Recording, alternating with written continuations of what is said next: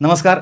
Icon steel प्रस्तुत built icon या उपक्रमात आज आपण आहोत नाशिक जिल्ह्यामध्ये आणि आपल्यासोबत आहेत जवळजवळ 25हून अधिक वर्षांचा अनुभव असलेले ब्रह्मानंद देशपांडे, जे एक सिनियर सिव्हिल इंजिनियर आहेत आणि नाशिक तसंच नाशिक जिल्हा सोडून इतर जिल्ह्यांमध्येही इतर शहरांमध्ये त्यांनी बरेच प्रकल्प केलेले आहेत.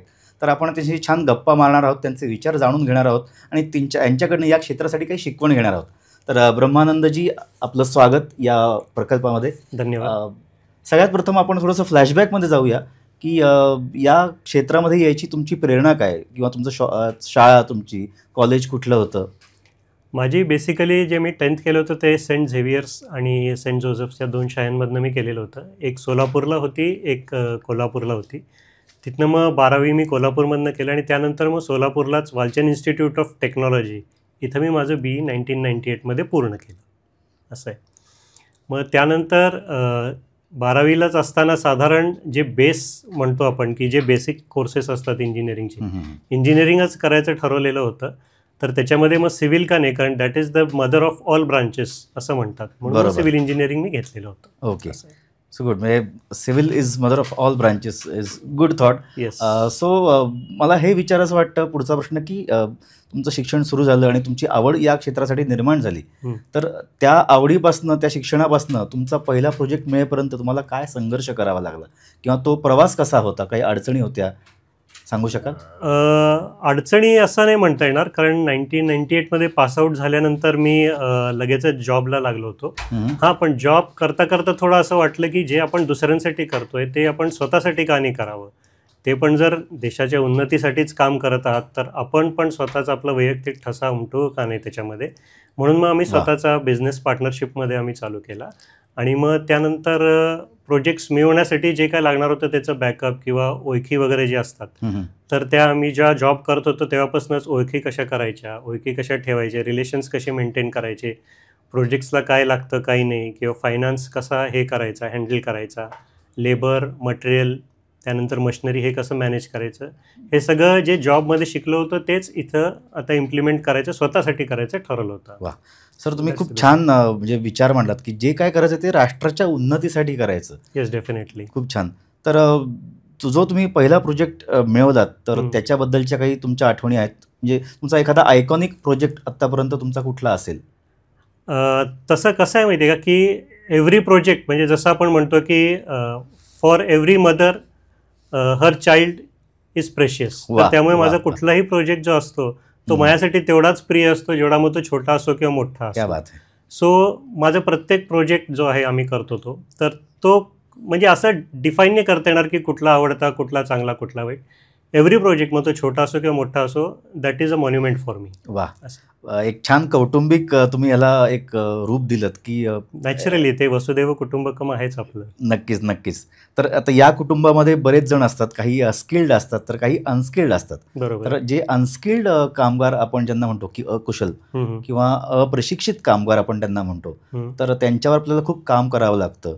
कारण कधी कधी त्यांच्याबरोबर काम करताना एखादा धोका निर्माण होऊ शकतो, कारण त्या गोष्टीचं ज्ञान त्यांना मिळालेलं नसतं किंवा त्यांच्यापर्यंत पोहोचलेलं नसतं. तर अशा लोकांबरोबर डील करताना तुम्ही काय विचार ठेवता, किंवा तुम्ही त्यांना काही प्रशिक्षण देता, काही सांगू शकाल आठवण? प्रशिक्षण म्हणजे जे आमचा स्टाफ आहे, खास करून इंजिनियर्स किंवा सुपरवायझर किंवा जे सेफ्टी इंजिनियर्स असतात आपले, तर त्यांच्याकडनं सुरुवातीला आपण त्यांच्याकडनं एक मॉक ड्रिल नाही म्हणता येणार, पण काम करताना ते कसं करतायत, काय करतायत, त्या बेसिसवरती आपण त्यांना काय त्यात सुधारणा केलं पाहिजे, काय सेफ्टी घेतली पाहिजे हे आपण त्यांना सांगतो. काय ॲडिशनल इक्विपमेंट्स किंवा सेफ्टी गार्ड्स असतात तर ते आपण त्यांना देतो आणि the work goes on like that. असं आहे. सुरुवातीला ते अगदी वापरण्यासाठी हे करतात की नाही ह्याच्याने माझं कामच होणार नाही, हे होणार नाही, ते होणार नाही.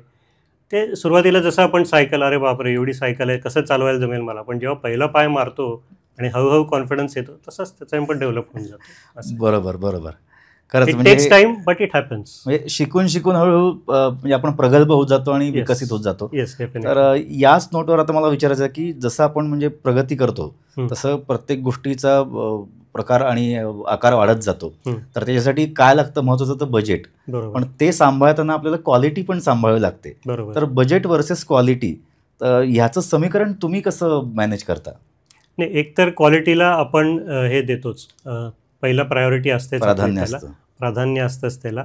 बजेट कदाचित थोडं कमी जास्त होऊ शकतं, तेवढे सस्टेनेबिलिटी असली पाहिजे, तेवढे प्रोव्हिजन्स आपल्याकडे आपण ठेवल्याच पाहिजेत आणि त्याप्रमाणे मग जे आपल्याला क्वालिटीला देता येण्यासारखं असेल त्याला, भले त्याला 2 मिनटं लेट म्हणजे थोडा क्षण वेळ लागणार असेल ती क्वालिटी यायला, you have to wait for that and then you give the quality. बरोबर. सर, तुम्ही मगाशी काही काही प्रोजेक्ट्सबद्दल तुम्ही उल्लेख केला, तर एखादा तुमचा आयकॉनिक प्रोजेक्ट तुम्ही सांगू शकाल? तुम्ही जसं सांगितलं तसं सगळे प्रोजेक्ट्स माझ्यासाठी तेवढेच बरं बरं. आता आपण मग दुसरा प्रश्न याच संदर्भात विचारू की नाशिकचा जो आता विकास होतो आहे, आतापर्यंत झालेला आहे, तर त्याच्यामध्ये तुमचं पुढचं योगदान काय असेल? तर नाशिकचा पुढचा विकास कसा असावा याबद्दलचे तुमचे काही विचार काय आहेत? 2027 मध्ये सिंहस्थ कुंभमेळा येतो आहे, तर त्याच्यासाठी सुरुवातीला जे नाशिकचे बिल्डर्स, डेव्हलपर, कॉन्ट्रॅक्टर वगैरे आहेत, तर त्या सगळ्यांचा फोकस तोच आहे की हा कुंभमेळा सक्सेसफुल होण्यासाठी आपल्याला ॲज इन्फ्रास्ट्रक्चर म्हणून आपल्याला काय चांगलं देता येईल. बरं. तर ह्या संदर्भात सगळेजण एकजूट होऊन काम करतात आहेत. I am just what you can say tip of the iceberg for that असं आहे. तर सगळ्यांच्या विचारांनी जे काय चांगलं घडेल प्रशासनाच्या मदतीनं किंवा त्यांनी जे सांगतील त्या मॉडेलप्रमाणे त्याप्रमाणे करणं आपलं कर्तव्य. नक्कीच. म्हणजे ही एक म्हणतो ना की इंडस्ट्रियल भूमी आहे, तशीच एक धार्मिक भूमी सुद्धा, मंत्रभूमी आहे, ही तंत्रभूमी आहे. वा, खूप छान विचार. मंत्रभूमी, तंत्रभूमी, यंत्रभूमी असं सुद्धा म्हणायला हरकत नाही. यंत्रभूमी पण आहे. Yes, definitely. तर सर, याच नोटवर आता तुम्ही प्रशासनाबद्दल उल्लेख केलात, तर प्रशासनाने आतापर्यंत काम चांगलं केलं आहे आणि काम करत आहेत, त्याच्यामध्ये काही त्रुटी असतील, तर त्याबद्दल तुमचा काही विचार आहे, तुमचा काही सल्ला आहे किंवा त्यांच्या सुधारणेबद्दल तुमचा काही तुम्ही त्यांना सांगू शकता? नाही, कसं आहे, आपण लर्निंग फ्रॉम द पास्ट ही एक सगळ्यात महत्त्वाची गोष्ट आहे की आता जे काय आता मध्येच UPला कुंभमेळा झालेला आहे, तर त्याच्यामध्ये ज्या प्रकारचे त्यांनी पॉलिसीज आणि डेव्हलपमेंट केलेले होते किंवा जे SOPs त्यांनी तयार केले होते, तर त्या SOPs आपल्याकडे इथं अंमलात येतील का किंवा त्यामध्ये काही ॲडिशन्स किंवा डिलिशन्स करायचे आहेत, ते करून आपल्याला एक व्यवस्थित मॉडेल तयार करून मग we should go for it. असं आहे, म्हणजे होमवर्क आधी करून मग त्याच्यामध्ये उडी घ्यावी असं मला वाटतं. बरोबर. म्हणजे कुठली गोष्ट अभ्यासपूर्वक केली तर जास्त चांगली घडू शकते. Yes, definitely. सर, आणि तुमचा अभ्यास आणि तुमचा अनुभव खूप मोठा आहे. जवळजवळ 25+ वर्ष तुम्ही या सिव्हिल क्षेत्रामध्ये आहात, तर त्याच्यामध्ये तुम्ही आत्तापर्यंत कुठलं मटेरियल तुम्ही वापरलं?